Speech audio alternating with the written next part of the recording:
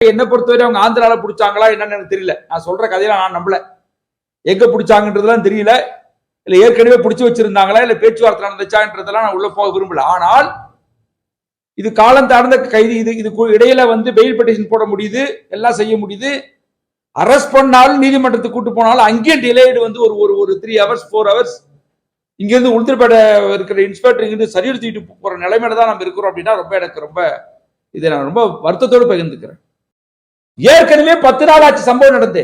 2 மணிக்கு இரவுல கூட்டு போற போலீஸ் அன்னைக்கு ஒரிஜினல் சர்டிஃபிகேட் எடுத்துருவாங்கன்னா திருப்பி ஊருக்கு போய் எடுத்துட்டு வர நிலைதான் இன்றைக்கு இந்த சூழ்நிலை இருக்கு. எனக்கு ரொம்ப ஆச்சரியமா இருக்குது. இது என்ன ப்ரொசீஜர் எனக்கு புரியல. ஆச்சரியப்பட்டு போனேன் நான். ஹைகோர்ட்ல போய் அவங்க பெயிலுக்கு மூவ் பண்றாங்க. தலைமறைவா இருந்துட்டு ஹைகோர்ட்ல போய் பெயிலுக்கு மூவ் பண்றாங்க. அந்த ஒரு போலீஸார் சொல்றாங்க, சார் நான் கடைசி வரை எடுத்த எஃபர்ட் எல்லாம் 10 நாளா ஒரு ஆல் விமன் போலீஸ் ஸ்டேஷன்ல ஒரு எஸ்ஐ அவங்க நம்ம உண்மையான பாராட்டுறேன். நான் இன்னொரு சைடு போலீஸ்ல சில போலீஸார் ரொம்ப நல்லவங்களா இருந்தாங்க. நான் அப்ரிஷியேட் பண்றேன். டெடிகேட்டட் 10 நாளா அவங்க தூங்கலன்றது நல்லா தெரியும்.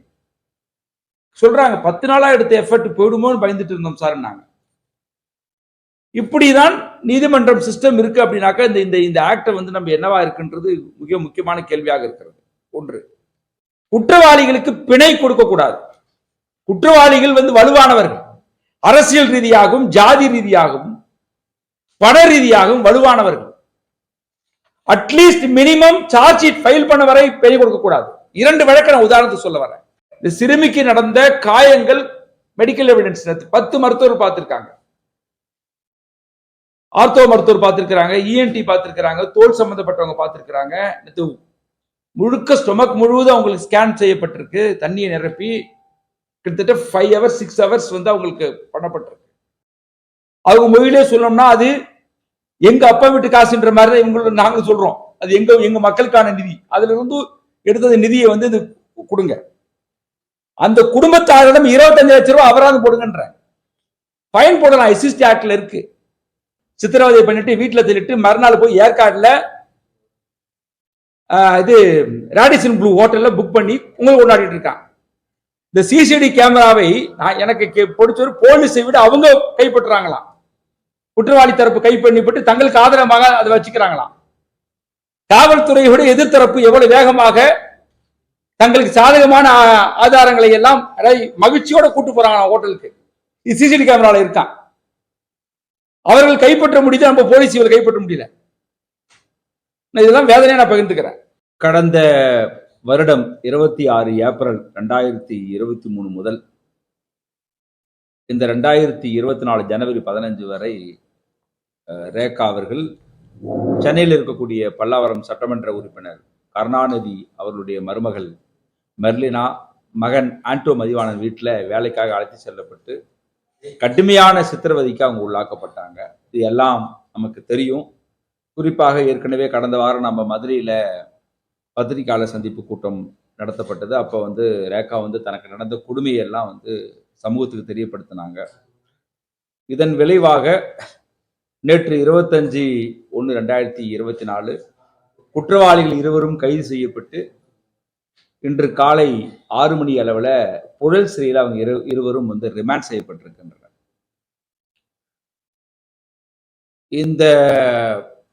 இந்த கைதுக்கே கடுமையாக போராட வேண்டியிருந்தது. முதல்ல வழக்கு பதிவு செய்வதற்கு கடுமையாக போராட வேண்டியிருந்தது. கைதுக்கும் கடுமையாக போராட வேண்டியிருந்தது. 3 தனிப்படையை தமிழக அரசு அமைத்து அவர்களை தேடுதல் வேட்டையில் நாங்கள் ஈடுபட்டிருக்கோன்றதெல்லாம் சொன்னாங்க. இதுக்கு இடையில கடுமையான மிரட்டலும் இருந்தது. அதனாலதான் பாதிக்கப்பட்ட ரேகாவும் அவர் தாயாரும் நம்ம உளுந்தூர்பேட்டையிலிருந்து மதுரைக்கு அழைத்து இங்க நம்ம ஒரு 10 நாள் அவங்களுக்கு கவுன்சிலிங்கும் மருத்துவ சிகிச்சையும் கொடுத்து இன்றைக்கு அவங்கள ஒரு அந்த வழியிலிருந்து வெளியில கொண்டு வரணும்னு பார்த்தோம். இங்கேயும் அவங்களுக்கு மருத்துவ சிகிச்சை கொடுக்கப்பட்டது. நேற்று ரேகாவும் அவங்க தாயாரும் சென்னைக்கு அழைத்து செல்லப்பட்டாங்க. அங்க 10 மருத்துவர்கள், அரசு மருத்துவர்கள் அவங்களுக்கு சிகிச்சை கொடுத்தாங்க. அசிஸ்டன்ட் கமிஷனரும் அவங்களிடம் ஒரு சில என்கொயரி பண்ணாங்க. இதுல என்னன்னா, இதை நம்ம வெற்றின்னு சொல்ல முடியாது. இது ஒரு நடவடிக்கை அப்படின்னு தான் எடுத்துக்கொள்ள முடியும். ஒரு கைது பண்ணுவதற்கு இவ்வளவு காலதாமதம் என்றது ரொம்ப ஆழ்ந்த வருத்தத்தை கொடுக்குது. 10 நாள் அப்படின்ற போது நிறைய பொலிட்டிக்கல் பிரஷர், எப்ப கைது பண்ணுவாங்கங்கிற விவாதம் இப்படியெல்லாம் இருந்தாலும் கூட காலம் கடந்துதான் இது நடந்திருக்கு.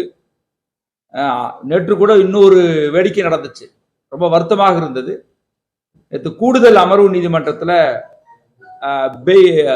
இவங்களை வந்து ரிமாண்ட் பண்ணும்போது இரவு 2:05 மணிக்கு போலீசார் வந்து அந்த நீதிபதி வீட்டுக்கு அழைச்சிட்டு போறாங்க. அவங்க 2 பேரையும் ரிமாண்ட் பண்ணணும்ட்டு.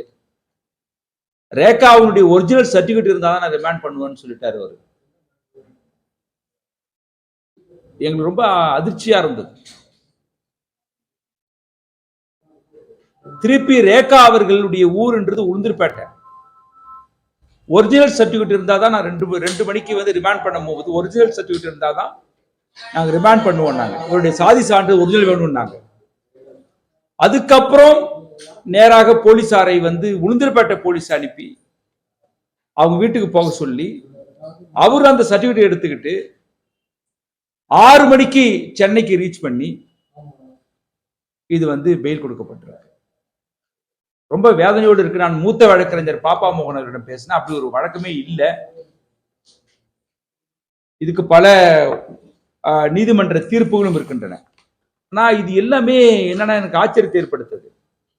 மனோபாய் ரெட்ரல் பட்டியல்னு ஒரு வழக்கு இருக்கு, SS குஜராத். அந்த வழக்குல சொல்றாங்க, அந்த போலீசார் வந்து என்ன எவிடன்ஸ் இருக்கோ அதுல இன்சிடென்ட் நடந்துச்சா நடக்கலையா அது இருந்தா போதுன்றதான் சொல்லப்படுது. ஆனால் இவங்க சர்டிபிகேட் வந்து ஒரிஜினல் வேணும்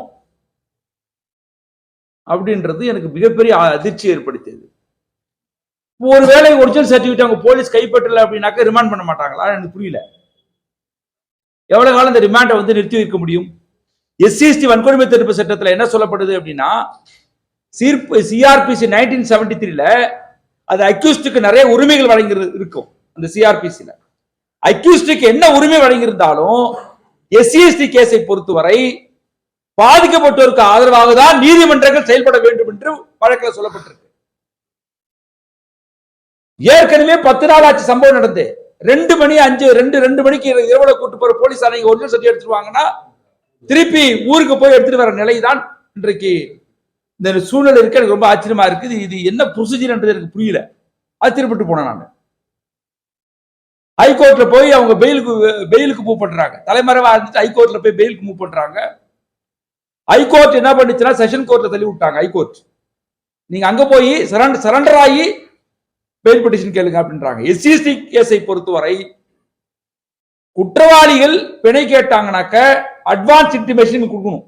பாதிக்கப்பட்டோருக்கு, புகார்தாரருக்கு இத்தனாம் தேதி அவங்க பெயிலுக்கு வராங்க, நீங்க அப்ஜெக்ஷன் தெரிவிக்கலாம்ன்றது கொடுக்கணும்.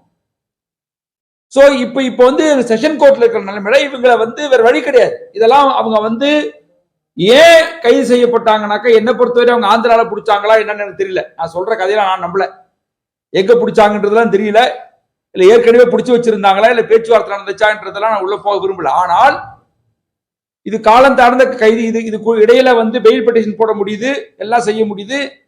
அரெஸ்ட் பண்ணாலும் நீதிமன்றத்துக்கு கூட்டு போனாலும் அங்கேயும் டிலேடு வந்து ஒரு 3 hours 4 hours இங்க இருந்து உளுந்தூர்பேட்டை இருக்கிற இன்ஸ்பெக்டர் இங்கிருந்து சரியல் தூக்கிட்டு போற நிலைமையில தான் நம்ம இருக்கிறோம் அப்படின்னா எனக்கு இதை நான் ரொம்ப வருத்தத்தோடு பகிர்ந்துக்கிறேன். இந்த சிறுமிக்கு நடந்த காயங்கள் மெடிக்கல் எவிடன்ஸ் 10 மருத்துவர் பார்த்திருக்காங்க. ஆர்த்தோ மருத்துவர் பார்த்திருக்கிறாங்க, ENT பார்த்திருக்கிறாங்க, தோல் சம்பந்தப்பட்டவங்க பார்த்திருக்கிறாங்க.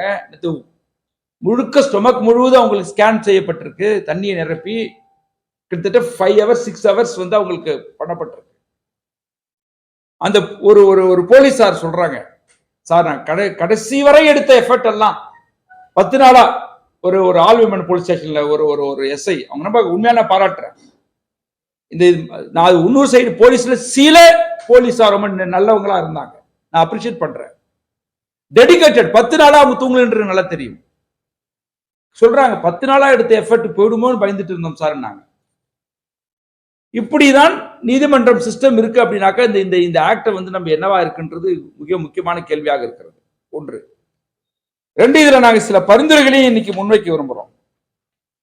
குற்றவாளிகளுக்கு பிணை கொடுக்க கூடாது. குற்றவாளிகள் வந்து வலுவானவர்கள், அரசியல் ரீதியாகவும் ஜாதி ரீதியாகவும் பண ரீதியாகவும் வலுவானவர்கள். At least minimum charge sheet file பண்ண வரை பிணை கொடுக்க கூடாது. 2 வழக்கு நான் உதாரணத்துக்கு சொல்ல வரேன். கௌசல்யா சங்கர் ஆணவ கொலை வழக்கில் தீர்ப்பு வர வரை பிணை கிடையாது. சேலம் ஆத்தூர் ராஜலட்சுமி கேஸ்ல, தலைவெட்டின கேஸ்ல தீர்ப்பு வருகிற வரை பிணை கிடையாது. கிட்டத்தட்ட 2018 அரெஸ்ட் பண்ணி 2020 போன ஆண்டு தான் தீர்ப்பு வந்துச்சு. 4 ஆண்டுகள் 5 ஆண்டுகள் சிறையில் இருந்தார், பெயில உங்களை. அதே மாதிரிதான் இந்த வழக்கிலையும் அட்லீஸ்ட் மினிமம் சார்ஜ் ஷீட் வரை பிணை கொடுக்க கூடாது. இது பிணை கொடுக்கறதா நீதிமன்றம் தானே. ஸ்டேட் என்ன செய்ய முடியும் அப்படின்னாக்கா, ஸ்டேட் நினைச்சா செய்ய முடியும். ஸ்டேட்டை விடவா இங்க நீதிமன்றம் என்ன, ஸ்டேட் இன்வெஸ்டிகேஷன் ஆபீசர் இருக்கிற எவிடன்ஸ் எல்லாம் இருக்கு, பக்காவா இருக்கு, கொடுத்தாங்கன்னா பிணை கொடுக்க கூடாது. முக்கியமான டிமாண்ட் நாங்க வைக்க விரும்புறோம். 2வது, தமிழ்நாடு அரசு இதுவரை எந்த நிவாரணம் கொடுக்கப்படல. எவிடன்ஸ் ஒரு அமைப்பு நாங்க கலெக்ட் பண்ணி ஒரு 1.5 லட்சம் ரூபாய் அந்த பாப்பா கல்வி செலவுக்காக கொடுத்துருக்குமே தவிர கவர்மெண்ட் சைட்ல இருந்து ஒரு அசூரன்ஸ் கொடுக்கப்படல கல்வி செலவுக்காக. எவ்வளவு ஒரு 17 வயசு சிறுமி மேற்கொண்டு கல்வி படிக்கணுன்றதுக்காக படிப்பை நிறுத்திட்டு உழைச்சிட்டு அந்த காசை எடுத்துட்டு படிக்கணும்ன்ற நிலைமை தமிழ்நாட்டில் இருக்கு அப்படின்னா, நம்ம பேசுற எல்லா வேல்யூஸும் உடைஞ்சு போச்சு. இதை முதலமைச்சர் ஒரு பர்சனலாக வார்த்தையை பயன்படுத்துறேன் எடுத்துக்கிட்டு, இது எப்படி இந்த குழந்தைகளை மீட்க போறாங்கன்னு தெரியல. பல்வேறு குழந்தைகளை பாதிக்கப்பட்ட குடும்பத்தினருக்கு SC/ST நிதி இருக்கு, அதுல 10 லட்சம் ரூபாய் கொடுங்கன்றோம். 10,000 கோடி செலவு 5 வருஷத்துல 10,000 கோடி SC/ST ஃபண்ட் செலவிடப்படாம இருக்கு. 10,000 கோடி செலவிடப்படாம இருக்கு. அதுல 1 கோடி கூட எங்களுக்கு கொடுக்கலாம், எடுத்து இந்த பிள்ளை கொடுக்கலாம். யாரு கேட்க போறா? அது SC/ST மக்களுக்கு ஒதுக்கப்பட்ட நிதி. அவங்க மொழியிலே சொல்லணும்னா அது எங்க அப்பா வீட்டு காசுன்ற மாதிரி தான் நாங்க சொல்றோம். அது எங்க மக்களுக்கான நிதி. அதுல இருந்து எடுத்தது நிதியை இது கொடுங்க. அந்த குடும்பத்தாரிடம் 25 லட்சம் ரூபாய் அபராதம் போடுங்கன்ற ஃபைன் போடலாம். SC/ST ஆக்ட்ல இருக்கு. சில மேஜர் கேசஸ்ல ஃபைன் போடலாம். கவர்மெண்ட் காம்பன்சேஷன் மட்டும் கிடையாது. நான் இப்ப கூட சொன்னேன் 25 லட்சம் வாங்கலாம் அப்படின்னு சொன்னேன். அதுக்கு பாப்பா சொல்றாங்க, எனக்கு பேசுற 2 லட்சம் ரூபாய் கொடுத்தாலே போதும் சார், எனக்கு அதிகமா வேணாம், என் சர்டிபிகேட் எல்லாம் அங்க இருக்கு, 12th சர்டிபிகேட் அங்கதான் இருக்கு, 10th சர்டிபிகேட் அங்கதான் இருக்கு. நான் இப்படி கேட்கிறேனே, ஒருவேளை சாதி சர்டிபிகேட் அவங்க வாங்கி வச்சிருந்தாங்கன்னா, குற்றவாளி தரப்புல சாதி சர்டிபிகேட் அவங்க வாங்கி வச்சிருந்தாங்கன்னா ரிமாண்ட் பண்ணாம விட்டுருப்பாங்களா நீதிமன்றம்? சர்டிபிகேட் வாங்கி வச்சிருக்காங்கன்றதா அந்த கம்ப்ளைண்ட்ல அந்த எஃப்ஐஆர்ல ஒரு விஷயம் இருக்கு. இதையும் நாங்க கவனப்படுத்த விரும்புறோம். தமிழ்நாட்டில் நிறைய குழந்தைகள் வீட்டு வேலைக்காகவும் மற்ற வேலைக்காக கடத்தப்படுறாங்க.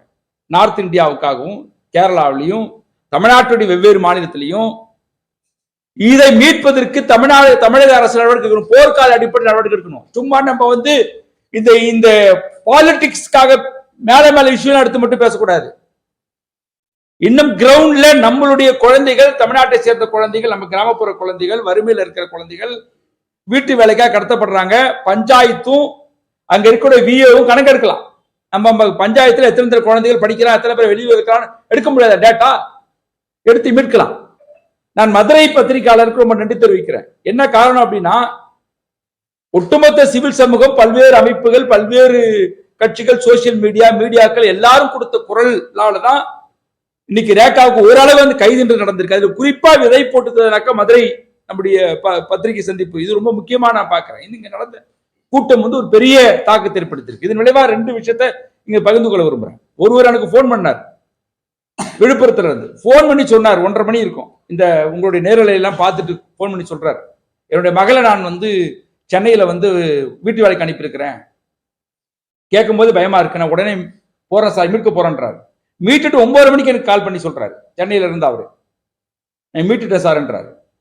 மறுநாள் சில இளைஞர்கள் பேசுறாங்க, எங்க பகுதியில் நிறைய குழந்தைகள் மாதிரி போயிருக்கிறாங்க, அவங்களை மீட்டாக்க எங்க சட்ட ரீதியா நீங்க உதவி செய்வீங்களா? அப்ப ஏற்கனவே உசிலம்பட்டி பகுதியில் ஒரு கிராமத்துல மட்டும் நாங்க 17 குழந்தைகள் அடையாளம் கண்டோம், ஒரே கிராமத்துல. அப்பவே நாங்க மீடியால தெரியப்படுத்திருந்தோம், அந்த லிஸ்டோட கொடுத்திருந்தோம் கவர்மெண்ட்டுக்கு. ஆனா மீட்ட மாதிரி தெரியல. இதை அரசாங்கம் செய்யணும். ரேகாக்கு கவுன்சிலிங் ரொம்ப ரொம்ப தேவை. அவ்வளவு பெயின் இருக்கு உள்ள, அவ்வளவு வேதனை இருக்கு. 8 மாச காலம் நடந்திருக்கு. ஆனா அவங்க பாருங்க, சித்திரவதை பண்ணிட்டு வீட்டுல தள்ளிட்டு மறுநாள் போய் ஏற்காடுல இது ராடிசன் ப்ளூ ஹோட்டல்ல புக் பண்ணி உங்களுக்கு கொண்டாடிட்டு இருக்கான். இந்த சிசிடி கேமராவை எனக்கு பிடிச்ச போலீஸை விட அவங்க கைப்பற்றுறாங்களாம். குற்றவாளி தரப்பு கைப்பற்றிப்பட்டு தங்களுக்கு ஆதரவாக அதை வச்சுக்கிறாங்களாம்.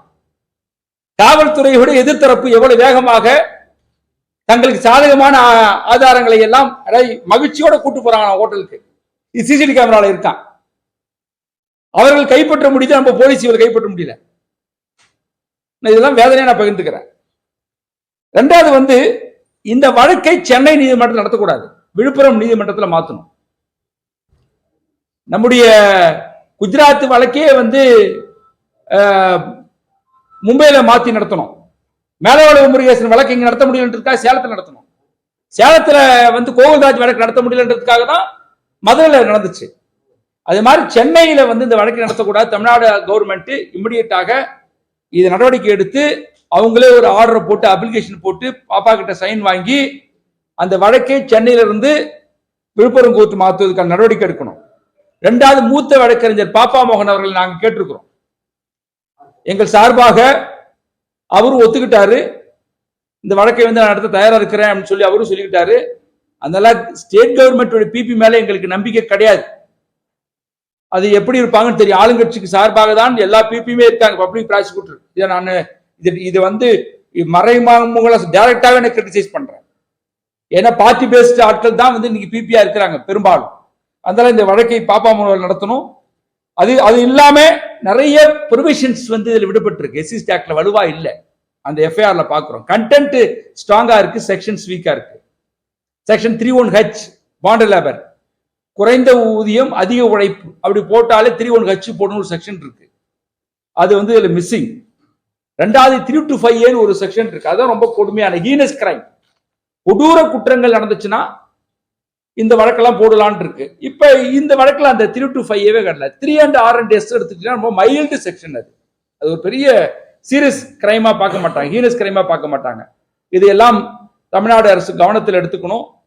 இது போக நாங்க இந்த இந்த இந்த 10 நாள்ல இருந்ததெல்லாம் நாங்க ஒரு சொல்லியிருந்தோம். இது பிணையில வர்ற மாதிரி ஒரு சூழ்நிலை இருந்துச்சுன்னு சொன்னாங்க. அந்த பாப்பா கிட்ட அசூரன்ஸ் கொடுத்துருந்தோம். அவங்களை சிறைக்கு அனுப்பாம உங்களை கொண்டு போய் நாங்க உளுந்தூர்பேட்டையில விடமாட்டோன்றது முன்னாடி சொல்லியிருந்தோம். அதனால இன்னைக்கு சிறைக்கு அனுப்புனது ஒரு விதத்துல ஒரு ஆறுதல். இது வெற்றிலாம் கிடையாது. இது போக எந்த லோக்கல் மினிஸ்டரும் பார்க்கல, எந்த லோக்கல் மினிஸ்டரும் பார்க்கல, எந்த சட்டமன்ற உறுப்பினரும் பார்க்கல. இதுல ரொம்ப வருத்தத்தோட இருக்கிறேன். பாக்காட்டினாலும் பரவாயில்ல, இடையூறு பண்ண கூத்து நடந்துச்சு. இதெல்லாம் கடுமையாக கண்டிக்கத்தக்கது. தமிழக அரசினுடைய விசாரணை போக்குகள் எங்களுக்கு திருப்தி அளிக்காத பட்சத்தில் அதுல அரசியல் கூடி இருக்குமானால் நாங்கள் இந்த வழக்கினை சிபிஐக்கோ இல்லாட்டினா எஸ்ஐடி என்று சொல்லக்கூடிய ஸ்பெஷல் இன்வெஸ்டிகேஷன் டீம் தமிழக சாராத மற்ற போலீசாருக்கு கொண்டு போவதற்கான வேலைகள்ல எங்க எவிடன்ஸ் அமைப்பு தொடர்ந்து ஈடுபடும்.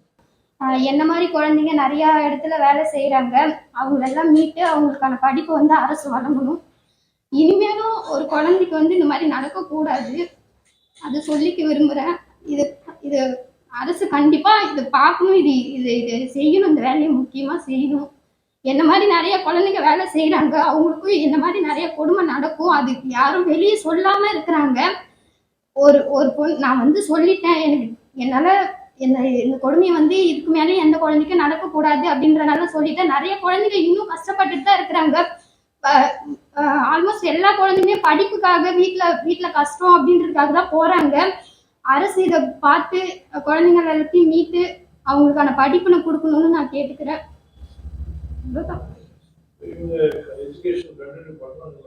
இல்ல இப்ப நாங்க நம்ம எல்டிசில தான் பேசியிருக்கிறோம். அவங்க இப்ப மதுரையில தான் படிக்க வைக்கலான்னு, ஹாஸ்டல்ல சேர்த்து படிக்க வைக்கலான்னு ஒரு இதுல இருக்கிறோம். தம்பியும் படிக்க வைக்கலான்னு முயற்சியில் இருக்கும். அவங்க தம்பி 11th படிக்கிறாரு, அவரையும் படிக்க வைக்கலாம். ஏன் இந்த அரசு கவனத்துல எடுத்துக்காம இருக்கிறாங்கன்றதுதான் தெரியல. அப்போ குழந்தைங்க நிறைய குழந்தைங்க இந்த மாதிரி கஷ்டப்பட்டுட்டு இருக்காங்க. எத்தனையோ கேஸ் எடுத்து நடத்துறாங்க, பாக்குறாங்க, எல்லாத்தையும் கவனத்துல எடுத்துக்கிறாங்க. ஆனா இது ஒரு கேஸாவே கவனத்துல எடுக்காம இருக்கிறாங்க. அரசு யாருமே கவனத்திலேயே எடுக்காம இருக்கிறாங்க. இது ஒரு விஷயமாவே பார்க்காம ஏதோ நடந்திருக்கு அப்படின்ற மாதிரிதான் எல்லாருமே இருக்கிறாங்க. இது முக்கியமா கவனத்துல எடுத்து அவங்களுக்கான தண்டனையை வழங்கணும். இந்த மாதிரி இன்னொரு கொடுமை வந்து நடந்துடக்கூடாது. இதே மாதிரி இந்த மாதிரி பிரச்சனை வந்து திரும்பவும் நம்ம தமிழகத்துல வந்து பார்க்க கூடாது. எந்த குழந்தைக்கும் நடக்க கூடாது. முக்கியமா அதை சொல்லிக்க விரும்புறேன் நான். நான் 7 மாசமா ரொம்ப கஷ்டப்பட்டு தான் நான் வேலை செஞ்சேன். அதுக்கான ஊதியம் இன்னமும் எனக்கு கொடுக்கல. அது மட்டும் அரசு எனக்கு வாங்கி கொடுக்கணும்னு நான் கேட்டுக்கிறேன். ஏன்னா நான் வந்து போயிட்டு ஏனோ தானோன்னு இருந்துட்டு வரல. நான் ரொம்ப கஷ்டத்தை அனுபவிச்சேன். அவங்க அவ்வளவு சித்திரவதை பண்ணியும் நான் வேலை செஞ்சேன். ரொம்ப கடுமையா வேலை செஞ்சேன். நான் படிப்புக்காக தான் அந்த வேலையே செஞ்சது. அது என் படிப்புக்காவது அது ஹெல்ப்பா இருக்கும். யாரும் ஹெல்ப் பண்ணலன்னா கூட நான் வேலை செஞ்ச காசாவது எனக்கு படிப்புக்கு ஹெல்ப்பா இருக்கும். நான் அவ்வளவு கஷ்டப்பட்டு வேலை செஞ்சேன். அந்த ஊதியத்தை மட்டும் அரசு எனக்கு வாங்கி கொடுக்கணும். என்னோட டிசி, மார்க் ஷீட் இதெல்லாம் உடனடியாக எனக்கு வாங்கி கொடுக்கணும். ஏன்னா அது இருந்தாதான் என்னால இன்னும் படிக்க முடியும். படிப்புக்கான மேல் படிப்புக்காக யூஸ் பண்ண முடியும். நான் அந்த ஊதியமும் நான் இவ்வளவு நாள் கஷ்டப்பட்டதுக்கான ஊதியமும் என்னோட டிசி, மார்க் ஷீட் மட்டும் அரசு உடனடியாக வாங்கி கொடுக்கணும்னு நான் கேட்டுக்கிறேன்.